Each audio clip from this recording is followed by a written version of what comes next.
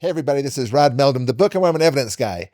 And this is going to be a follow-on podcast presentation, interview. It's going to be fantastic. They're talking about Joseph Smith. And we have a historian of epic proportions on Joseph Smith, and specifically on his martyrdom, which we this is a kind of a follow-on to that. And we have some great stuff. So we have with us Craig Dunn today, and I just want to kind of give you an idea. So you're going to want to stick around for this, and it's going to be kind of a long one. I can feel it in my bones. Okay, but we're going to be talking about we talked about kind of what happened inside the jail on the day of the martyrdom of Joseph Smith in Carthage, Illinois, and now we're going to talk a little bit about what happened on the outside of the jail, and then what happened actually after that. The movement of Joseph and Hiram to Nauvoo and what was going on there. We're going to talk a little bit. You have a couple of special things you're going to share with us. You're gonna have to wait for that one. So I'm not going to tell you what he's going to tell you about that. but then a couple other things we're going to be talking about. What happened to the bodies? Mm-hmm. There was more than one burial. Where are they buried now? Maybe just touch on the tomb just for a second about why maybe the tomb wasn't used and so forth. And then also talking about the death mask, the casket sticks, and the canes and so forth. And then finally, we're just going to end up with we just want to share some feelings that we have about the prop of this dispensation, Joseph Smith Jr. and his contribution to mankind. So that's where we're going with this. So we're going to start off. So last time we were in the jail, talked about what was going on in there. With the Carthage Greys, basically the people who were there and who had been shot at this point in time. So let's kind of take it from there, Craig. So whatever. So we know that Joseph ended up out the window, right? But there's a lot of kind of different stories and so forth. I've heard several different things, that maybe he leapt out the window, maybe he fell out, maybe he was shot and it pushed him out. Right. Did he break through the window? Let's get down to some brass tacks. Well, this sounds like this sounds like a lot of fun today. So I have to cover that much ground. But I'm going to start right off. So we have a really good idea, which we talked about last time, of what happened inside the jail, because we have two witnesses that survived, and both of them were apostles. The rest of them were out on Joseph Smith's political campaign, and they were all back east, including Brigham Young. So today, what I want to do now is focus outside the jail, and that becomes a little tougher, just because who was outside the jail was the mob, right? And then we have some aide-de-camps of Governor Ford that he left in town who were also there. So it's a little tougher, a little more vague, until now. Okay, so this is what I want to talk about. This is what I'm excited. I'm excited about. So I think I talked to you and our camera buddy Brill. I'm grateful for him. He's an awesome guy over here. Yeah, Brill's with us here. Brill Hernandez. Hello, hello everyone. When I arrived today, one of the first questions I asked was, "Have any of you heard of William Daniels?" And they said, "Well, no. And it's not a name that you hear how long have you been much. members?" And he said, "Well, Brill says, well, I'm a convert." And I said, "Well, since I was 8, so but if you've been a long time, and I hadn't heard this guy." Well, really, unless you're a church historian, you really don't know who this person is, because they've been taken out of all the history books, and I'll tell you why that is. So, who is William Daniels? Well, first of all, before we even get to that point, so we know that Joseph he knew that he knew John Taylor's already under the bed, injured. Yeah. He knows that his brother Hiram's laid on the floor. He's already dead from the gunshot. And he says, I've got Willard Richards now in there with the jail with me, the biggest target, by the way. Yeah. And it's very interesting, because one of the prophecies Joseph Smith told his personal secretary a couple of years before that, he says, Willard, someday you will be standing in a hailstorm of bullets. Now I'm paraphrasing. Yeah. And you'll see your friends drop from your left and on your right, but not a hair of your head will be harmed. So said something about it came true. Past his ear or something. Yeah, like that? he got a small little. He found it not till later. That's a bullet had grazed his ear. Yeah. But other than that, the largest target in the jail was never touched the entire time. Yeah, because he was how big again? Yeah, he was about 300 pounds. Yeah. And he was the only one that had his coat on that day, but it was because it was a Huh. rainy, Yeah.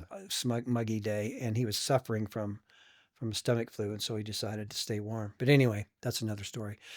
So Joseph Smith probably thought, you know what, if there's a way I can save These these other guys. brethren, Yeah. John Taylor's probably still okay. I hope he lives.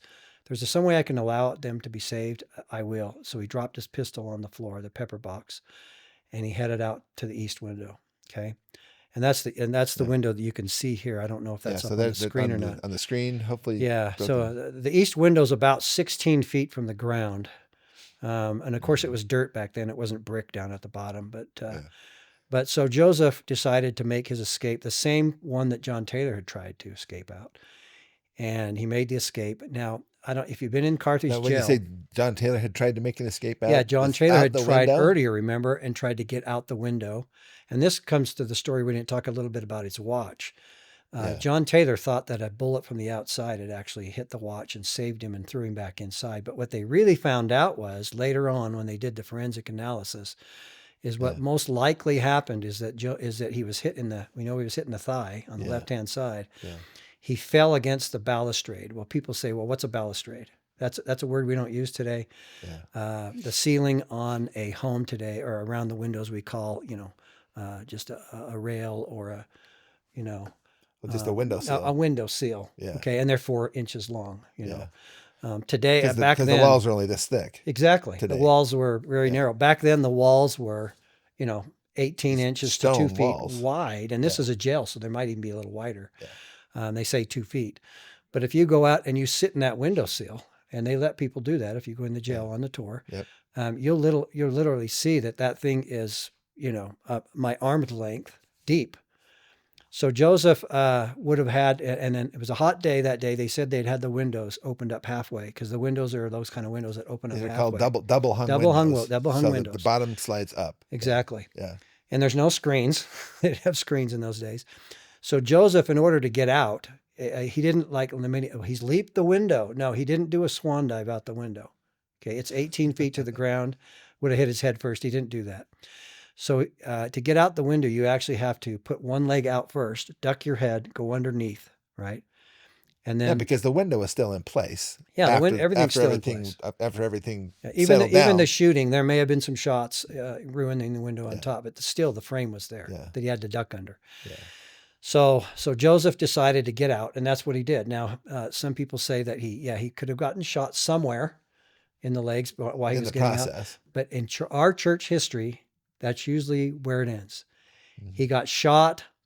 He fell out the window. He was dead, right? And it was over. Now, there's been a lot of rumors about other things, and that we know that there was a bounty on his head, right? And if $5,000, $5,000, which is the equivalent of about $250,000. Yeah, or something it's like pretty that. big money back then. It's big money. It's like you can spend it at a day at Deseret Book today, but you can't. That's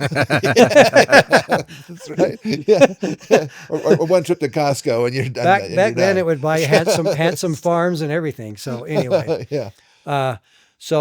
So what actually happened now is this is the story I was going to tell you. So this is where your William Daniels comes into play. Because I had heard this before, but the church has pretty much kind of downplayed this. And you go to the Carthage jail, they'll even if you ask them, they say, "Well, we don't really talk about that."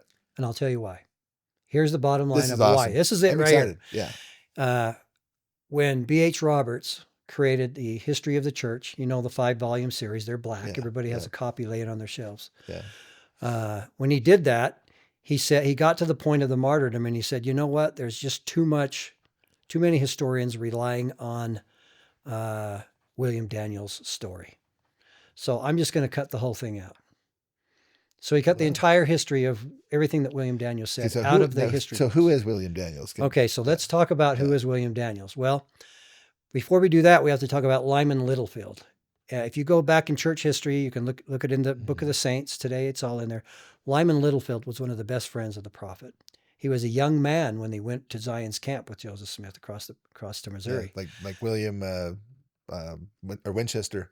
Benjamin Winchester was 16 years old. There was young guys and this guy was camp. even younger. He was like 9. Really? Yeah. Okay, but he was one of the youngest boys across, and that's another story for another day. But that's where Littlefield. Well, Littlefield, by the time they get to Nauvoo now, he was working with John Taylor in the Nauvoo neighbor In the print shop. print shop. Okay, The times and seasons. and so they're working hand in hand together, and so Littlefield is sitting in the office, and one day William Daniels, okay, the day after the murder. William Daniels walks in. He says, "I've got a story for you.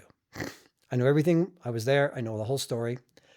I know where the mob came from. They came from William Warsaw." Daniels was a member of the church at this point in time? Not a member of the church at this time. So, not a member. Why was he there? Okay. So he says, I was absolutely shocked. And I'll tell you why I was with the Warsaw militia that day. So what I'm trying to tell you is, in short story, and I'm going to tell you the details, but here it is. You ready? This is the big bombshell. Okay. William Daniels was a member with the mob from Warsaw at the jail, outside the jail, was feet away from Joseph Smith when he was killed. Later on, felt so terrible of what the men had hauled him there to do. Okay. He spilled the beans in Nauvoo to John Taylor and Lyman O. Littlefield, and they made a pamphlet out of it. And believe it or not, he was so convinced that Joseph Smith was a prophet after what he saw at the jail, he joined the church. So let me get this straight. Are you trying to tell me the right thing? It's a mob member who was with the Warsaw who actually became a member of the church. Yes, that's what I'm telling you. Now, this is such an amazing story. Okay, and it gets better and better. Let me tell you. So now I'm going to tell you how he came to be inside the. So he was from Augusta. Augusta is the same town where Samuel lived. Augusta, Georgia. Augusta, Illinois. It's in Hancock County. It's 18 miles east of Carthage. Nauvoo is 18 miles west of Carthage. So they're on two ends of the county. Okay. Samuel, Joseph's younger brother, was from Augusta. Okay. He had a farm out there. So anyway, so he was on his way to Missouri to do some business. Now he was only 19 years old. He was a young man. Okay. But at 19, you better know what you're doing in those days because you're kind of on your own. Yeah. So he was on his way and he came through Warsaw and he saw all this excitement going on in Warsaw. So this is just a couple of days before the martyrdom. All this major chaos is happening. Troops are gathering from Quincy down the river. People are coming across the river from Missouri. Yeah. What's happening? So then he hears Tom Sharp and a couple of these other people from Warsaw, all the 5 men convicted who are indicted for murder, for the murders. They're all up there rousing up the people because, man, they're going to meet Governor Ford out on the prairie at Golden's Point, and Governor Ford's marching into Nauvoo, and we are going to have a heyday in there. This is a mob. Okay? A mob. It's like they're getting their pitchforks at the time, they're militia. Okay. Yeah. Every one of those men who were indicted were part, with the exception of Tom Sharp, were all part of one was the rifleman, one was over the militia of Warsaw. So they all had different parts. Okay. They were different groups, but they were military men. Okay. And they were going to meet, remember, the governor who was on his way, like I told you yesterday, to Nauvoo. He'd left Joseph with the chickens to guard the hen, or the fox to guard the hen house back there, and he was taking the McDonough troops in. Okay, but he was going to meet the Warsaw group at Golden's Point. You can go to Golden's Point today; it's still there. Okay, it's a neat little place. Not much there, but neat. Okay, and on my tours, I take people there, and I say, "This is where the mob was going to meet Governor Ford." Okay. So anyway, he says, "Well, I haven't got anything else to do, and they're going to give me a gun, and gosh, they're going to, I might make some money because they're inscripting me into the militia, so I'm going to go along and see what's going on." Until you have a 19-year-old young man, curious what's going on. Okay, and you'd think, well, he must have known Joseph was in jail. No, he didn't, because the newspapers were all cut off coming out of Nauvoo. So no information. Even Samuel, his brother, didn't know he was in jail. So fast that they really hadn't had time to. No, they didn't have any time to react. You got to remember, we don't have internet, we don't have cell phones.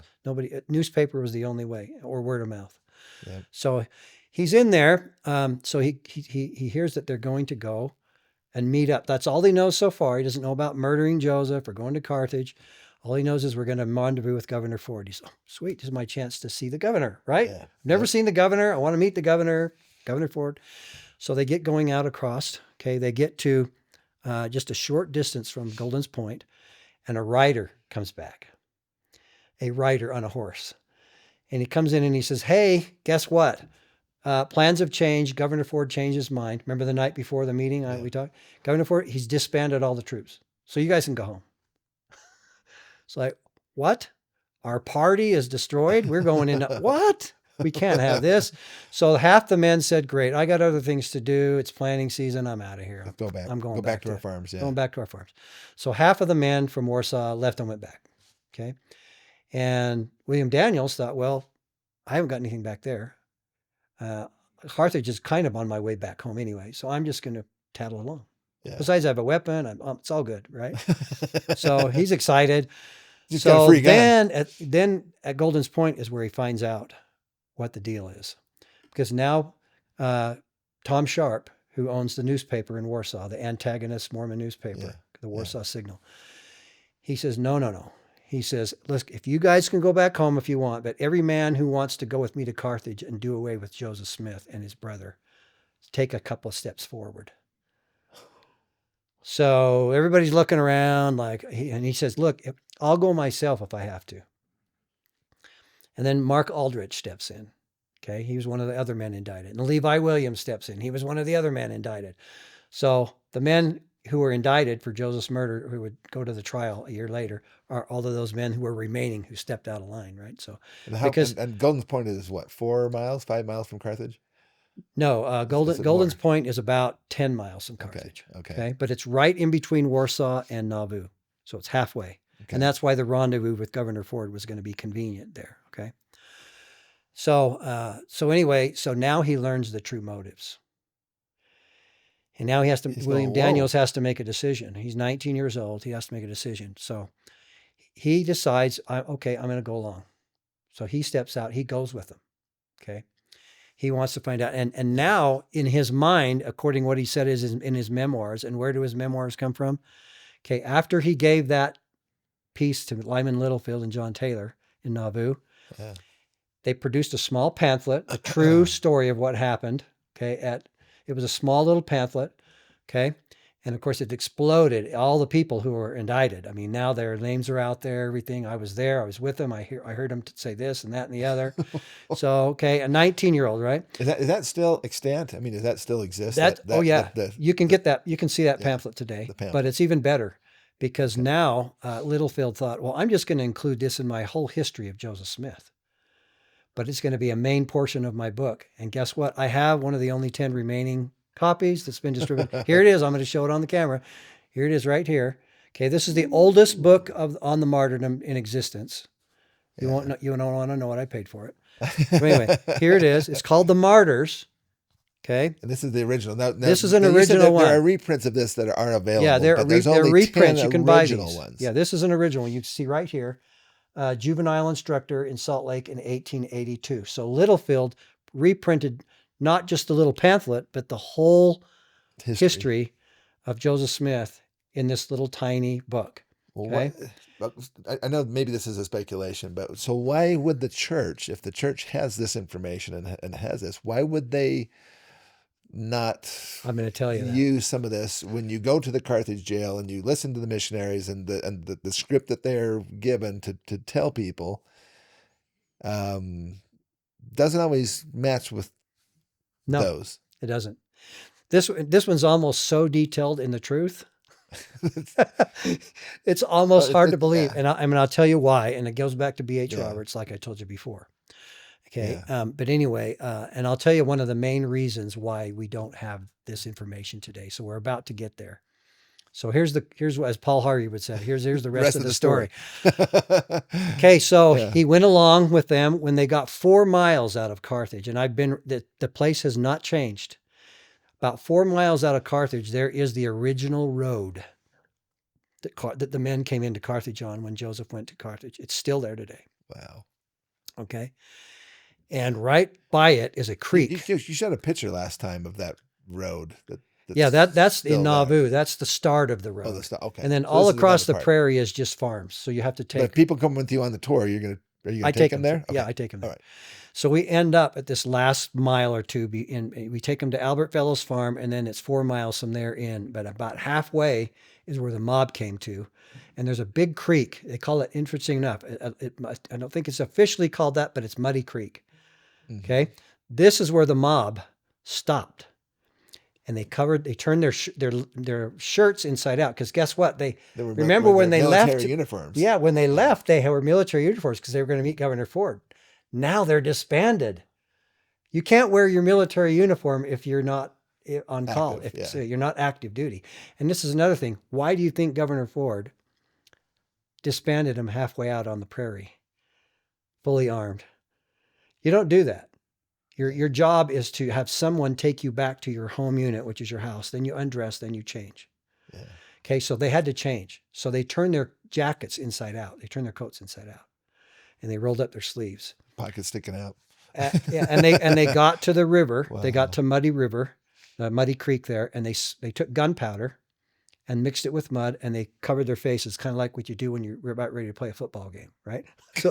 So you muddy up your nobody knows who you are. You muddy up your faces, so they look like demons by the time they got to the jail.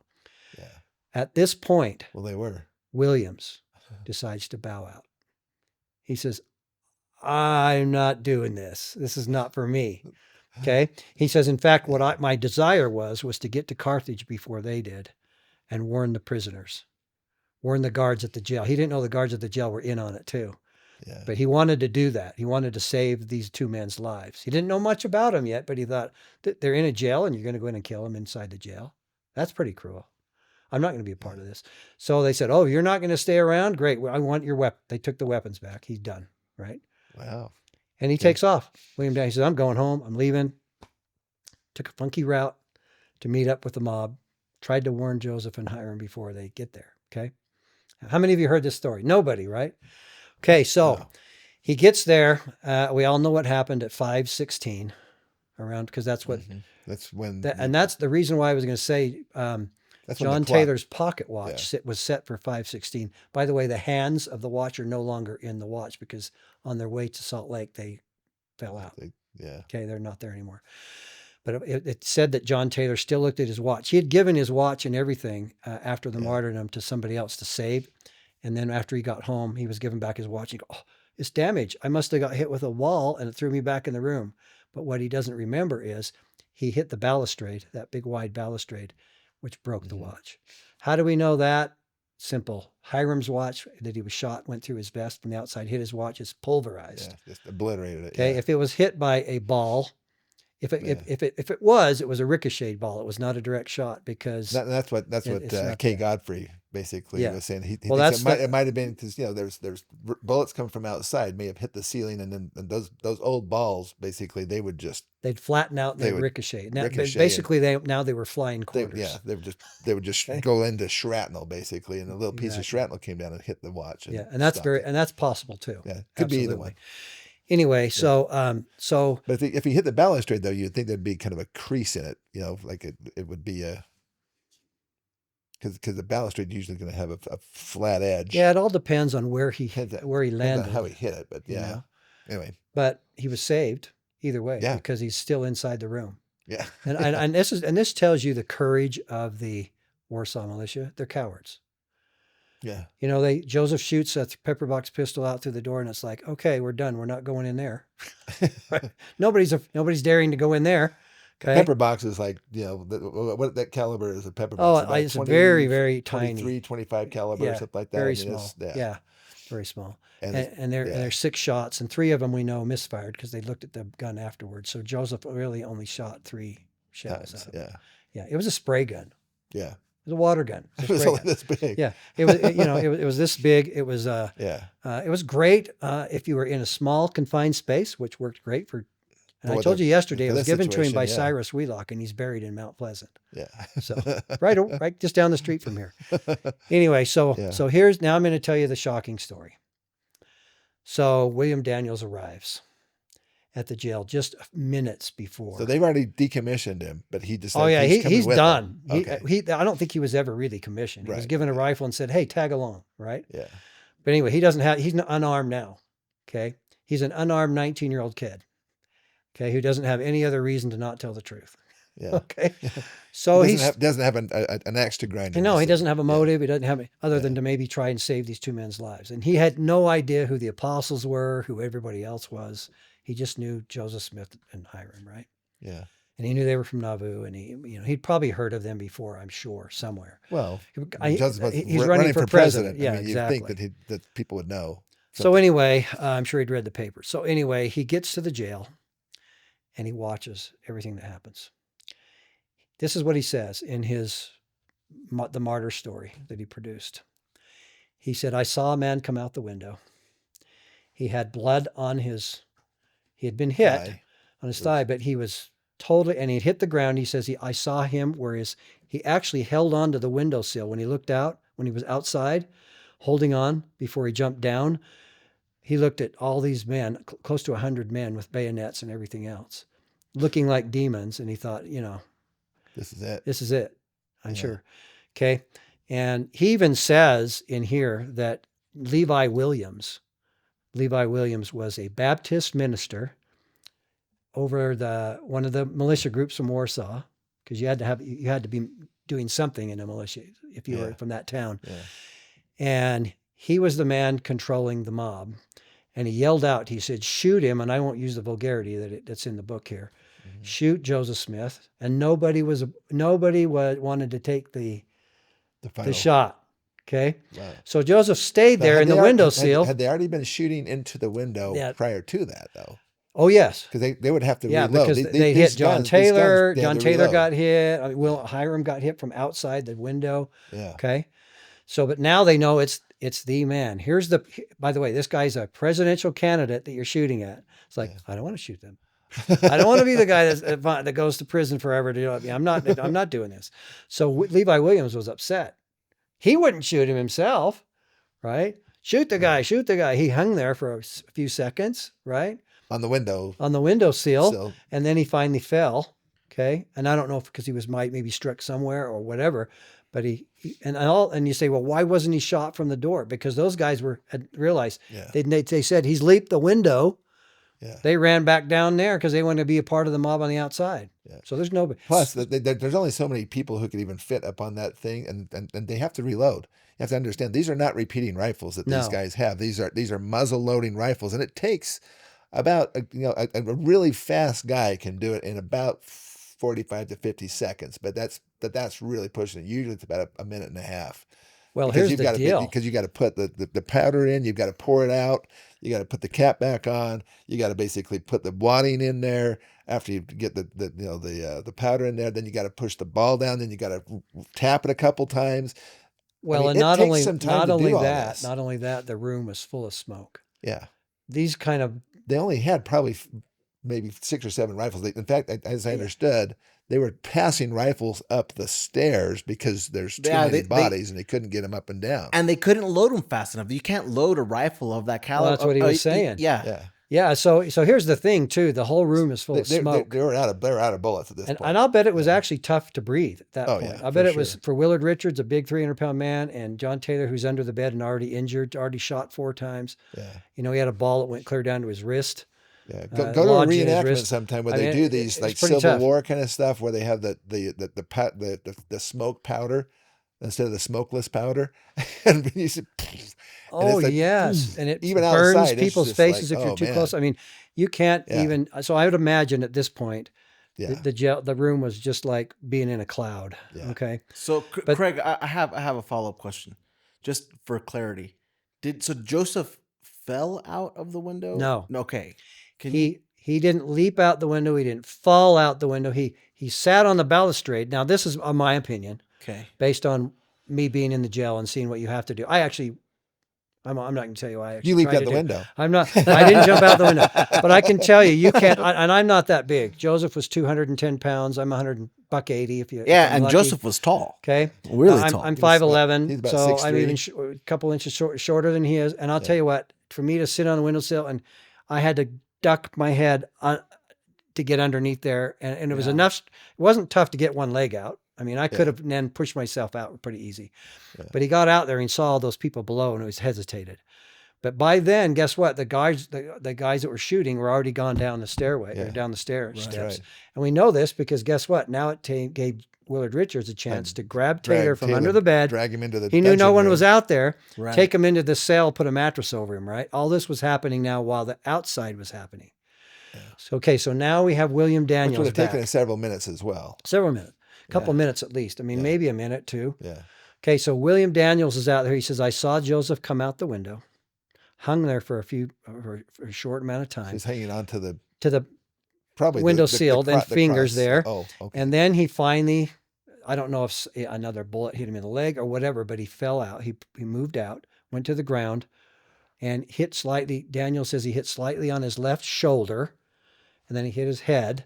So it stunned him. He says it's literally stunned Joseph Smith. He was stunned, right? I mean, you have a 210-pound guy Dropping falling 16 feet Right. onto his shoulder. You're not going to just get up and say, "What's up, guys?" Yeah. Okay, so he was stunned, and he said at that point, he said some of the mob grabbed him by the shirt. Before he hit the ground, though, wasn't there something he said?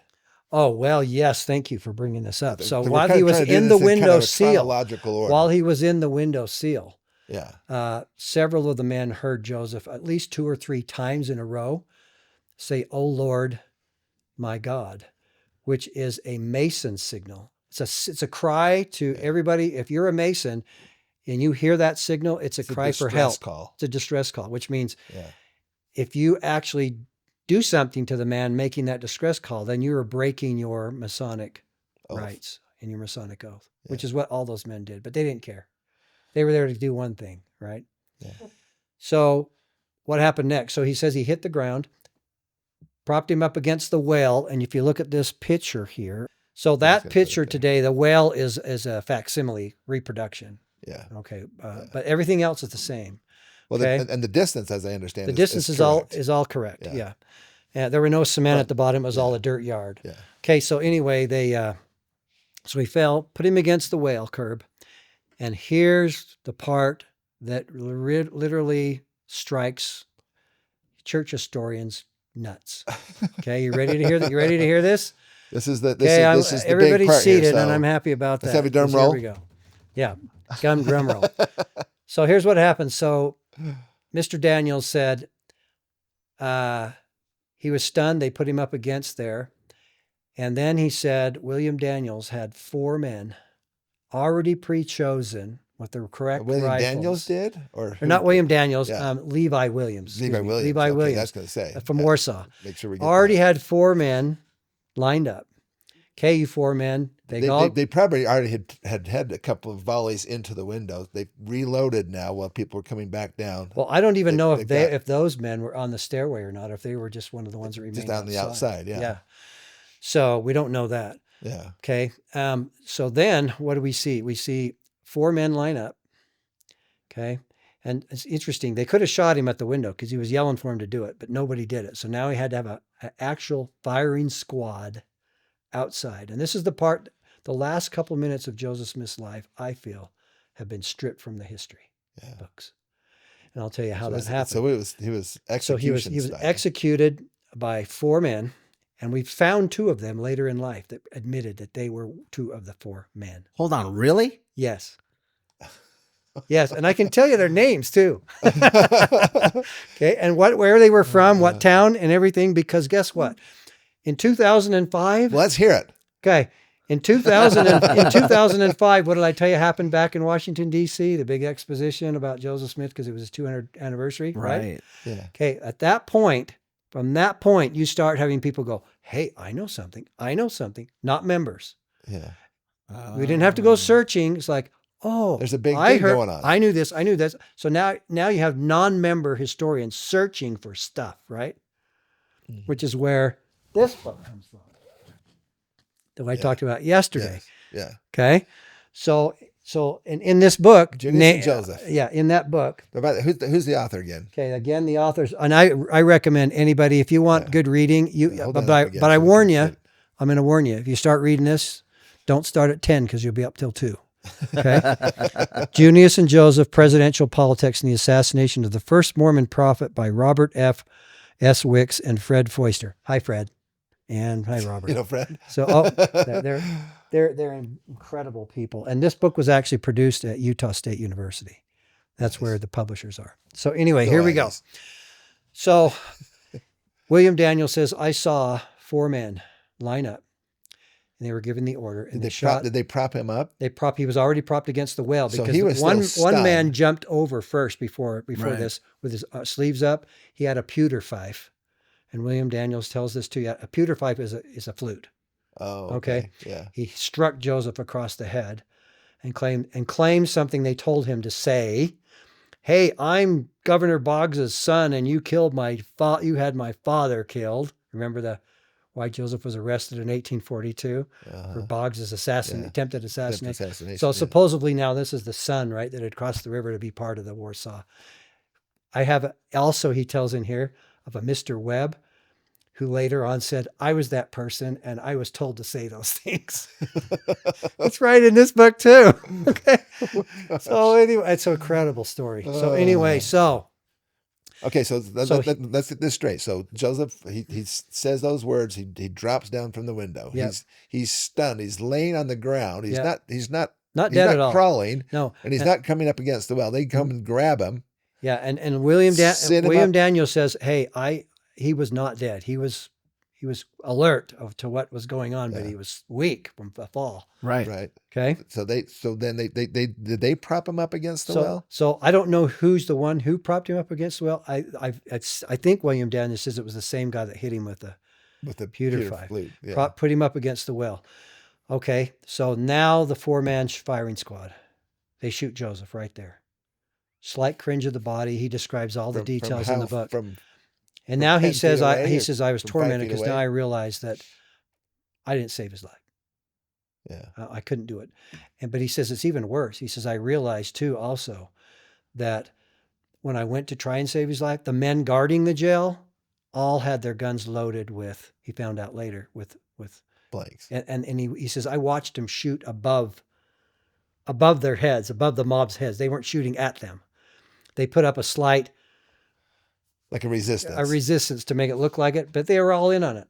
All of the men guarding the jail were all in on it. Now the jailer himself was quite kind to Joseph. Yeah, He was kind of he said, hey, use our bedroom, whatever. So here's the thing. He left. His family was still inside the jail when this was happening. Oh my gosh. Okay, he says that when he found this out, he was absolutely frustrated that they would attack the jail knowing his family's in the bottom of the jail. Right. Okay, where the dining room is and everything else. You've been there. Yeah. Now, he was not there at the time. Yeah, he left. He was in town, but he was not at the jail. So who were the guys that were supposed to be guarding that used the fake? The main guy at the door at the murder, during the time of the murder, was a man by the name of Frank Worrell. Frank Worrell. Later on killed by Porter Rockwell. Are you going to tell us that story? You want me to tell you that brief story? You can't drop the name and not tell the story. Okay. I'll make the story quick and short. And this does not come from William Daniels. This comes from the church history books. Okay. But this was a whole year after the martyrdom. And do you want to finish up with the? Yeah, let me finish. Yeah, I'll get back to that. Yeah, let's go back. I'll get back to that point. But anyway, so now William Daniels sees the men. He knows now Joseph is killed. Four bullets, and they found 4 bullets in for forensics. Found 4 bullets in Joseph's So was he clothing. not shot then when he was up in the Well, in the here's cell? the thing. This is what he says in his book. He says everybody believes the story that he was shot in the back before he ever left the window. He says that story is incorrect, and he says I'm a witness to it. He says after Joseph was hit in the front and he fell over, the 4th shooter. That's where the ball comes that hit him in the back. As he was falling from his seated position at the well. Okay. And he says that I can testify to you is where the 4th shot came from. Because I saw it. I was right there. I was feet away. Okay. So he witnessed this whole thing. Okay. So then what does he do? The very next day, everybody goes home, right? The Warsaw militia takes off. But before that happens, guess what happens? And here's another big piece of the story, and this is what discredits William Daniels. He said one of the men knew that there was a $5,000 reward for Reward. Joseph's head. So one of the men came up with a knife this time, not a Like flute, like a Bowie knife. and this time they're going to take his head off. He said right at that time, there was a flash. I don't know how to describe it. He just describes it as a flash of light that hit right on the scene and literally paralyzed everyone, including himself. I mean, he was just literally shocked. And this man dropped the knife. The 4 men that had just killed him literally dropped their guns on the ground and couldn't move. Wow. Okay, they were paralyzed. He said that Levi Williams, the main man who ordered him from Warsaw to shoot, he yelled out and he said, because everybody else now when they saw this light was headed for the trees. Okay, and if everybody knows where the trees are, it's the same way the Warsaw came on the road. There's a tree line in the north. It's a great place because there's a golf course in there now, and I play golf there all the time.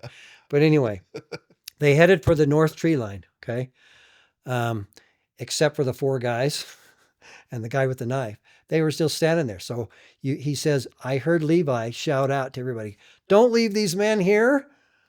Somebody come and help me get them back into the wagon." They were so incapacitated, they had to be helped to the wagon and put in the wagon before they could haul them away. These are the 4 shooters and the guy who had tried to. Okay. So, and then guess what happens? Oh, lo and behold, Robert F. Smith, who had all of his troops camped out there, the Carthage Greys, it was just a small contingent of 8 men guarding the jail, right? Yeah. All of a sudden they arrive. It's like, oh, what happened? You know, I find it so amazing that Robert F. Smith, who's buried in Hamilton, just in between Warsaw, Right. Yeah. he's buried right there in Hamilton. I'm surprised that this is the same guy who went with William Sherman on the march to Atlanta and covered 1,000 miles in 2 or 3 days. Yeah, isn't that amazing? But yet he couldn't get his troops from the square on, Yeah. which is 4 blocks Carthage. away from the jail, Yeah, exactly. to the jail in time, right? It's like, oh, we're too late, Yeah. right? It already happened. So here's the thing. So this is why there's a trial, right? A year later in 1845. Now, one last thing before you get to that point. So you mentioned before that Governor Ford he was having dinner At that with- very moment, that he very was moment in the with- mansion with house Emma. having dinner with Emma. Yes, and he had been told that when the deed is done, we're going to fire a cannon or something. that's correct. So Where did the somebody, cannon come from, and any information about and the we don't cannon? know exactly where the cannon went. Obviously, it was probably Yeah. on the. I would, if I had to guess, it was on the square Probably, under yeah. Robert F. Smith's tutelage Yeah. on the square. When the deed's done, Does Daniels actually mention any of that? Or fire. No, Daniels, I don't think mentions that's the a cannon story that shot? everybody in Nauvoo heard from Nauvoo. Okay. Okay, and people say, "Oh, come on, 18 miles, you can hear a cannon fire." Yeah, you can. If you're out on the prairie and Yeah. you've been there during a thundering time when the thunder rolls, you know the story, the thunder rolls. Right. Yeah. Yeah, we don't have that in Utah. Okay, here it hits in the last 3 seconds. Yeah. I've heard thunder. I've counted on my watch. I've heard thunder last 2.5 minutes. Yeah. Just comes. Like one crack I- last 2.5 minutes. I remember No, those storms in the Midwest when I Okay. lived there. So people in Utah don't understand Yeah. the Midwest, how the Midwest works. There's no mountains. Nothing stops anything. The sound Yeah. wave just continues. to In travel. fact, if Yeah. you shoot I'm not going to go into what I've done, but anyway, if you shoot a 30-06 Yeah. Yeah. deer rifle, Yeah. yeah, it echoes not for just a few seconds. It goes on for 30 seconds. Wow. It's a boom. Yeah. It's just, you can hear it when it ends, and that's probably when it hits something. Okay? Yes. Like exactly. a cow on the field or Yeah, something yeah, like that. yeah. But anyway, so yeah, could a gunshot, could a cannon fire be heard in Nauvoo 18 Well, cannon miles is away? way louder than a No than a rifle problem. is. Yeah. No problem. And you have tons of people in Nauvoo who testify that they heard a cannon fire. So that was the sign. That was the sign. And Governor Ford says, no way. They did it today while I'm still in Nauvoo. That was a shocking I think for him. Because remember, he was supposed to be on his way back out on the prairie before, So he's The murder long happened. Gone. Yeah. because now he's going, my life's at stake. Okay, guys, time to leave. Right? Time to leave. Thanks, Emma. We'll see you later. Thanks for dinner, but I'm out of here. Yeah. And another story is what Ford did to the temple on his way out of town. Okay, It's- I have a correct. question on that. Yes. So how do we know that Governor Ford was having dinner with Emma, and how was that even arranged? Do we know the story as to Yeah, how that was we do. arranged? Yeah, he talked Absolutely. about that in the first one a Because the little first bit. one, remember, Yeah, I told yeah. you he got up on Yeah. and gave that warning to the saints to prepare yourselves for the atonement. Yeah, That was at 4:00. Everybody recorded the time. that's right. Okay, then when that was over, he stepped off and went in and had dinner, and it took some time to prepare, so forth. Okay, and he said it was about 5:00 when he was having dinner. Well, Joseph died at 5:16, Yeah. so it's pretty close to about the same time. Can you imagine the treachery of sitting there with the wife of the person that you know you're killing back in at the same time? Well, yeah, and Feeding your dinner at Joseph's table. There's nothing in history that's that ironic. well, right? especially knowing that like Joseph had basically said his farewell to Emma, Yeah, and he's in Carthage already, and then this guy comes along and is having dinner with his wife. yeah, exactly. It's kind of like, feeding Pilate at Mary's table, right? I mean, Right. that's kind of the closest equivalent that I can think of. So anyway, it's an amazing story, and this is really why Governor Ford became known as the Pilate, right? The Pilate of the story, because it matches. Even the trial of Joseph Smith matches the trial of Jesus. There's a so lot of many similarities, parallels, yeah. and that's a whole nother Yeah. podcast for another day. So I'm going to shorten this up. Now we can move on to the next piece. Mhm. But so William Daniels goes in and reports all this to John Taylor, not a member of the church yet. Okay, but guess what comes up? He joins the church, and then they have the trial. So and guess one of the star witnesses for the prosecution is William Daniels. Wow. Okay, and I can tell you the other two as well. There's another lady by the name of Eliza Graham, which is another podcast for another day. She was a Mormon at the Warsaw Tavern, and when all the men came into town, she heard everything they said about we've killed the Mormon leaders and all of that. She was testified in court. Yeah. Okay, but William Wow. Daniels, when he was testifying, and guess who the attorney was, the defending attorney. You'll never believe this either. Orville Browning was now who had defended Joseph 2 years before, was now defending the men who killed Joseph Smith. Really? What's up? What's up Not- with attorneys? Hey, Not don't take not the same offense. Browning that had the Browning gun shop. No, that's a different Browning. Okay, this I is was not wondering. Jonathan Browning. Yeah. Okay. Yeah, no, this is O.H. Browning, the attorney from Quincy, who Joseph had used to get him out on some of those extradition charges before. Okay. So now he's defending the bad Bombs. guys, right? Yeah. So no offense, but maybe it's time for a little levity. You know why they bury attorneys 8 feet deep instead of 6 feet? I know the answer. Okay, to what's that the one. answer? Should I tell it, or do you want to hit the Because punchline? deep down under, they're pretty good guys. But anyway. Hey, I've dealt with attorneys all my life. Deep down, they're good people. Because I was a doctor, I was an expert. I was an expert witness in trials in courtrooms. Most attorneys are wonderful, good-meaning men. But this what is one about- that I'm not quite sure. Well, what about the few? Yeah, we there's do talk always a about few. Gaddy Antons. But, they're just going to be paid by who pays them, right? Well, I'm the Book sorry, of I'm Mormon, already. the Book of Mormon says it was the judges that was really, really kind of brought down the whole Nephite civilization. So O.H. Browning, yeah. and by the way, there's a great BYU. If you want to know how the trial went, Yeah. BYU They did did a a video video of the about it? trial. Yeah, this is back in early 2000, maybe even the 1990s, but it's called Hancock County. That's the title. So Hancock County. Go back, watch this video. If you can watch it on the internet. It's the whole trial. Okay, but here's the short story. Ready?